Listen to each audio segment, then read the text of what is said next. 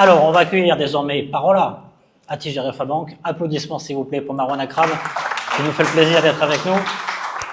Comment ça va, Marwan? Oui, ça va, très bien. Bien, chouïa. Ouais, tranquille. Bon, tu arrives comme la cerise sur le gâteau. Ouais. Voilà, tu vas nous Meilleur parler un petit peu fin. de ce que fait Tijari pour les PME et de ce que vous avez fait aussi pour vous, pour vous-même, pour améliorer la qualité des services, les informations. Ouais. Je rappelle que tu es directeur du Digital Center. Tu vas nous présenter aussi ce que c'est rapidement le Digital Center.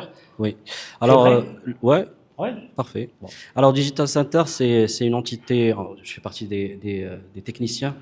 Des techniciens, je représente l'IT. Donc, Digital Center, c'est une entité de delivery qui accompagne la banque dans la transformation digitale et la transformation agile. Donc, on est au service de nos clients, on est au service de PME à travers le marché de la PME. Voilà. Bon. En deux mots. Au moins, c'est simple. La création, je crois, en 2019, c'est ça, le Digital Center? Oui, en 2019. Le Digital Center a été créé en 2019 et c'est le fruit d'une transformation profonde, organisationnelle et technologique qu'a connue la banque il y a quelques années. Alors donc, on a deux volets avec toi. On va traiter deux sujets principaux. Le premier volet, c'est les prérequis pour une digitalisation réussie aujourd'hui. Et on s'est posé la question finalement, quelle est la première bonne question qu'on peut se poser pour planter le décor? Quels sont les facteurs clés aujourd'hui de succès à mettre en place pour une PME afin de garantir la réussite de sa digitalisation? Alors moi j'ai choisi quatre principaux facteurs clés de succès. Donc le premier c'est d'avoir une vision claire et partagée, et ça commence par vous, par les dirigeants. Le dirigeant il doit avoir une vision claire, alignée avec ses objectifs. Et le digital n'est pas une finalité en soi, mais c'est un moyen pour concrétiser cette vision. Voilà, pour concrétiser cette vision. Le deuxième point, c'est adopter une approche client-centrique, customer-centric. Donc, il faut commencer par écouter le client, le comprendre et développer des solutions qui leur apportent de la valeur. On en parlait tout à l'heure. Et l'erreur à ne pas faire, c'est de commencer par la technologie et essayer de trouver les cas d'usage qui vont avec. C'est comme si on prend une clé à molette et on va chercher à quoi ça va servir. Donc, il faut plutôt partir du problème et trouver l'outil qui va répondre et qui va résoudre ce problème. On a parlé avec Yasmine, on a parlé avec Youssef, c'est aussi l'approche test and learn. Exactement, c'est l'approche qu'on a adoptée nous en 2012. On a commencé petit et logiquement quand on commence petit, donc on prend un petit sujet pilote. Il faut pas tout transformer d'un coup. Et ça nous permet aussi d'ajuster et d'améliorer et voilà, et de scaler tout ce qui fonctionne bien.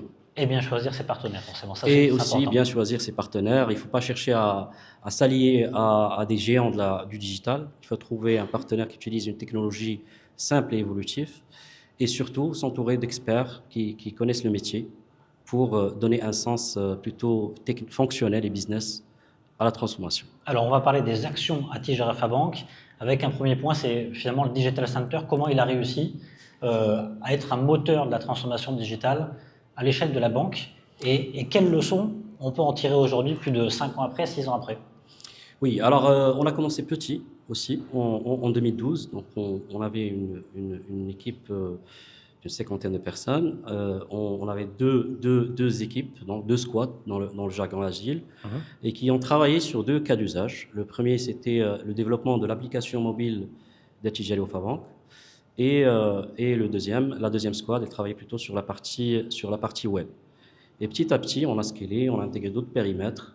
Et aujourd'hui, le Digital Center compte plus de 300 personnes. J'étais pas loin dans ma tête, je me disais 350, 370 exactement. 370 exactement qui travaillent en agile pour délivrer de la valeur. Ok. Donc, lancement en 2019, on le disait, est monté au fil des années de la maturité. C'est ça. Avec aujourd'hui une équipe assez solide. Une équipe assez solide qui accompagne la banque et ses filiales aussi dans tout ce qui est transformation digitale. Alors, comment Tijari Alpha Bank accompagne aujourd'hui les PME sur le volet financier, mon cher Marwan? Alors, sur le volet financier, donc on a des solutions pour financer, pour accompagner accompagner les filiales, accélérer leur transformation digitale. Et nous proposons des produits pour faire face au fonctionnement de l'entreprise, des produits de financement pour faire face au fonctionnement de l'entreprise, pour financer leurs projets d'investissement et aussi pour faire face pour soulager leur trésorerie. Et en parallèle, nous avons aussi des produits et services, des offres packagées de produits et services innovants. Et je peux citer le portail entreprise qu'on continue à faire évoluer, qui permet de gérer la banque au quotidien de la PME. Donc, vous pouvez consulter, faire des opérations de virement, de virement instantané.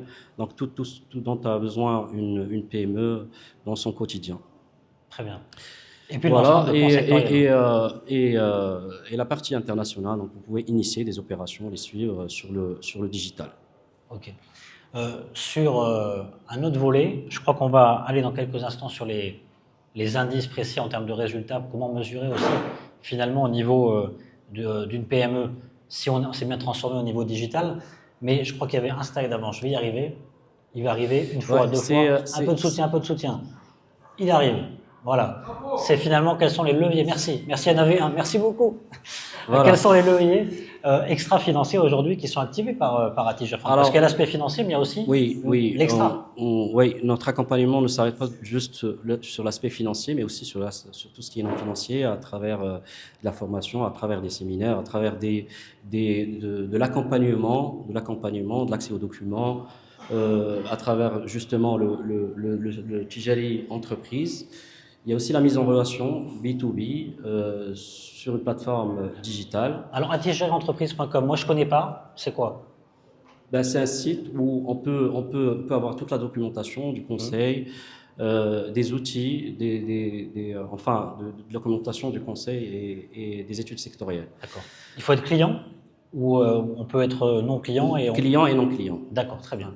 Donc des formations en ligne, mise en relation B2B. Alors il y a la mise en relation B2B, c'est une plateforme digitale qui permet de connecter les entreprises avec les investisseurs et des sociétés qui fournissent des services d'information et de formation. Voilà, les formations en ligne assurées par BPI France, des conférences et des webinaires et surtout des accès à des experts par visioconférence. Et bien sûr 100% PME. 100% PME, c'est ça. Alors, sur la vision aujourd'hui, quelle est la vision que vous portez au niveau de la banque pour accélérer encore plus la digitalisation des petites et moyennes entreprises? Et c'est de continuer dans cette dynamique, de démocratiser l'accès au digital, de continuer d'accompagner les PME sur les aspects financiers et non financiers, et aussi d'encourager l'innovation locale et de faire bénéficier la PME de l'écosystème des fintech. Voilà, donc les fintech, on rappelle. Tout ce qui est start-up aujourd'hui. Tout ce qui est start-up aujourd'hui. Tijari travaille avec plus de 300 start-up aujourd'hui.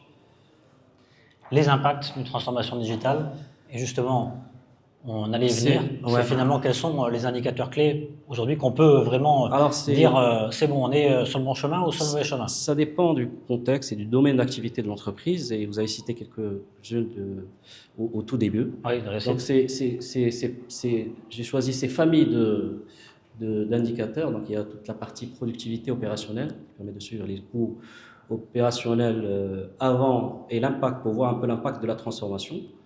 Des KPI sur toute la partie satisfaction client. Et le principal KPI, c'est le NPS.